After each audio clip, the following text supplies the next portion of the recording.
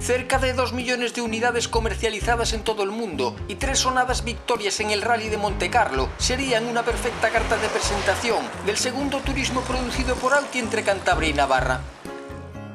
Del automóvil que popularizaría el motor transversal y que conducía a la clase media en su país de origen, pero también Peter Sellers, el príncipe Carlos o Paul McCartney, una revista se había atrevido a publicar: si ya posee un Mini, un Rolls-Royce Silver Cloud le resultará extraordinario como segundo coche. Con casi una década de retraso, este verdadero fenómeno social llegaba hace medio siglo a España y lo hacía por todo lo alto, con un carísimo, lujoso e inédito 1275C, en el que, con una simple letra, pretendía sugerirse el apellido del afamado preparador ligado al grupo inglés BMC. Como si de una copia del fabricado por Inocente en Italia se tratase, el Cooper 1300 Nacional sería el canto del cisne por potencia y prestaciones de un fabricante que naufragaba en las aguas revueltas de la crisis mundial de la energía y que acabaría, por exigencias del guión, en las orillas de SEAT.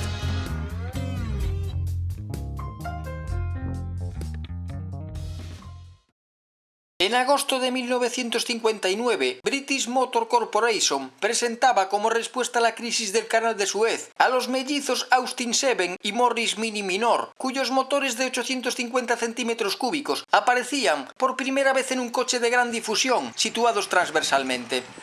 Ello permitía un aprovechamiento de sus poco más de 3 metros de longitud, desconocido hasta el momento, un espléndido comportamiento en carretera abierta y una manejabilidad en trayectos urbanos inigualable. Tras el Morris 1100 y los más refinados y temperamentales MG con la misma cilindrada, comercializados a partir de los primeros días de 1967, Audi, Automóviles Hispano-Ingleses, prepararía cuidadosamente la llegada del Mini al mercado nacional. Aprovechando el carisma que le otorgaban los laureles conseguidos en Mónaco en los años 64, 65 y 67 y la pompa de las celebridades que habitualmente lo conducían, en septiembre de 1968 este diminuto automóvil comenzaba su andadura en una España todavía en blanco y negro.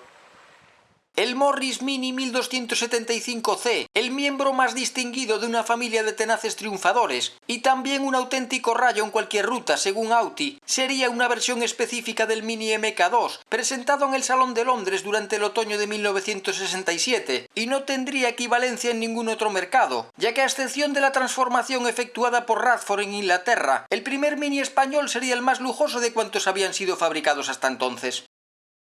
Su dotación incluía cuero en los asientos, madera de nogal en el cuadro de mandos, volante en el mismo material, gruesa moqueta en el piso, cuenta revoluciones electrónico y faros de niebla, pero la performance endiablada no se correspondería, sin embargo, con los algo escuálidos 59 caballos, que serían incapaces de llegar a galopar hasta los 155 km/h prometidos por su constructor.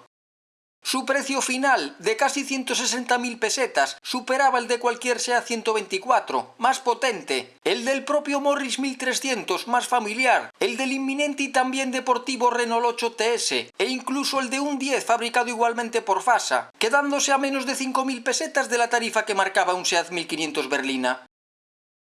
El elevado importe de este deportivo de lujo, inimaginable hasta entonces en un automóvil de sus reducidas dimensiones, convertían al primitivo Mini de Audi en un rápido medio de transporte, exclusivo y elitista, situándolo al alcance de un selecto grupo de conductores españoles. Entre ellos destacaba el entonces príncipe de España, más tarde rey Juan Carlos I y hoy monarca emérito, que a sus 31 años, en los últimos días de 1969, había adquirido una de las 2.595 unidades fabricadas del C durante 3 temporadas. Muy pocas, pero suficientes para cumplir el objetivo de su fabricante, de rodear a este coche sin igual de un halo de prestigio, que debería ser rentabilizado de inmediato al ofrecerse, con un carácter utilitario, en cilindradas y precios notablemente inferiores. De este modo, en la Feria de Barcelona, celebrada en abril de 1969, se daba a conocer el Mini 1000, que sería comercializado en 2 versiones, una estándar con 40 caballos SAE y equipamiento reducido, y otra especial, capaz de desarrollar 50, con mayor dotación aunque sin llegar al nivel del C, dotadas ambas con la suspensión hidrolástica y los frenos delanteros de disco del Mini más poderoso, pero sin su servofreno, y con los que llegaría a la a partir de entonces familia 1000, una caja de cambios con sus 4 velocidades totalmente sincronizadas. Para hacerlo todavía más popular, en febrero de 1970 se presentaba el 850, con una potencia de 37 caballos según norma SAE, en el que para aquilatar su precio se eliminarían los frenos de disco y la suspensión interconectada, sustituida por unos conjuntos de goma, lo que hacía posible que el Mini se enfrentase al 850 más común de nuestras carreteras, el fabricado por SEAT, y contra el que Audi disparó sin piedad en su campaña publicitaria. Aunque estos 850 y 1000 serán tratados en el futuro en otro de nuestros relatos, conviene señalar que en el otoño de ese año 70 sufrirán una serie de cambios relevantes que afectarán más adelante al resto de la incipiente gama. Ambas cilindradas se desdoblarán entonces en dos acabados, normal y deluxe, y a diferencia de los Mini anteriores, conocidos como ADO 15 o MK2, contarán desde ese momento con cristales descendentes, sus puertas carecerán de bisagras exteriores y dispondrán de una luneta trasera de mayores dimensiones, prescindiéndose en el 1000 de la suspensión que interconectaba las ruedas de cada lado a base de líquido. Estas modificaciones en su carrocería, todas ellas vistas en el Mini británico a comienzos de 1970, serían incorporadas en el nuevo GT Nacional, versión que reemplazaría el 1275C. Presentado en enero de 1971, junto al Mini Van o comercial y al 1300 de la recién estrenada marca Austin, el GT sería un intento de popularizar y hacer más asequible el Mini más deportivo, del que tomaba su motor de 1275 centímetros cúbicos, aunque con la potencia elevada hasta los 63 caballos y la suspensión Hydro-Elastic. Su dotación interior menos exquisita que la del C, de la que se eliminaba el cuero de los asientos y la madera en el salpicadero, hacía posible que su precio en carretera, que se situaba en torno a unas 140.000 pesetas, quedase ahora por debajo del que anunciaban las marcas rivales para sus competidores, que podían ser un Simca 1000 GT, un Renault 8 TS o un Seat 850 Sport Coupé, todos ellos con motor y tracción en el eje trasero. Mientras esta inimitable familia alcanzaba los 3 millones de unidades producidas en todo el mundo, la firma pamplonica ponía a punto, sin saberlo, el que sería el último turismo temperamental de esta saga y uno de sus últimos vehículos.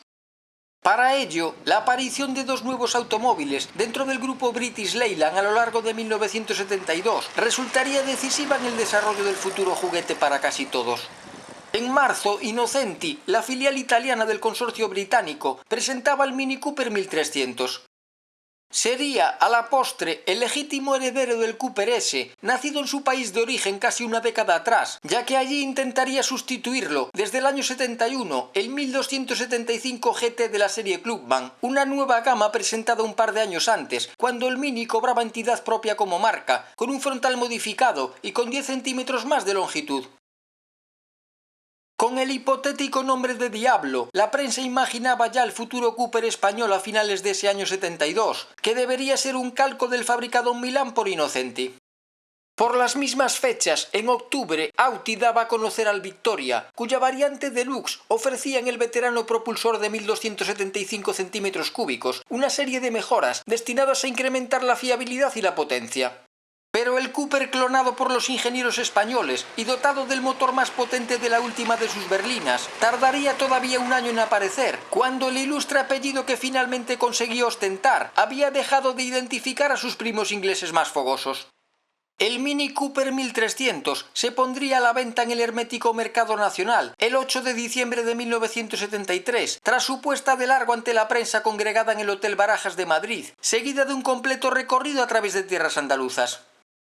Este pequeño atleta mantendría el precio del último Mini GT, al que mejoraba en equipamiento y caballería, que sería de 126.800 pesetas franco-fábrica, lo que equivaldría a unas 156.000 matriculado, unas 2.000 menos que un maduro Renault 8 TS, ahora menos potente.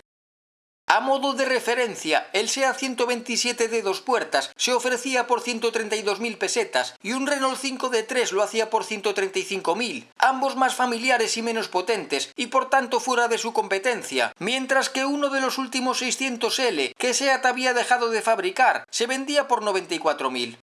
La ausencia de derivabrisas en las puertas y unas llantas de diferente diseño, basadas en las del GT al que venía a reemplazar, lo diferenciaban externamente de su pariente transalpino. Respecto a este, su motor perdía 3 caballos para quedarse en 68, debido a una menor relación de compresión, que estarían secundados además por unas relaciones del cambio más abiertas. Gracias al Cooper, sería novedad en esta prole salida del Andaven el techo de vinilo, la luneta térmica, el alternador o los asientos con la opción de reposacabezas, mientras que por vez primera y única, un Mini deportivo nacional abandonaba el sistema hidrolástico de suspensión en favor de los sencillos conos de caucho. Y es que el Cooper llegaba tan solo 2 meses después del estallido de la primera crisis de la energía, que sacudiría las economías de todo el planeta, a lo que se sumaría la precaria situación a nivel mundial de la compañía británica, que desde el verano de 1969 ostentaba la mayoría de las acciones de su no menos achacosa filial española, denominada oficialmente Leyland Auty desde el año 72.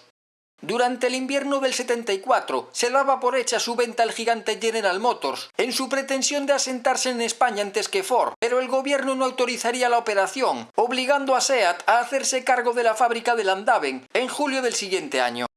2 meses antes, el 14 de mayo de 1975, Audi cesaba su producción tras 10 temporadas de actividad, por lo que los Mini y los Austin Victoria y Deluxe pasaban de inmediato a formar parte de la historia de la automoción española. El Cooper todavía se anunciaba como el coche de gran lujo y grandes prestaciones más pequeño del mundo.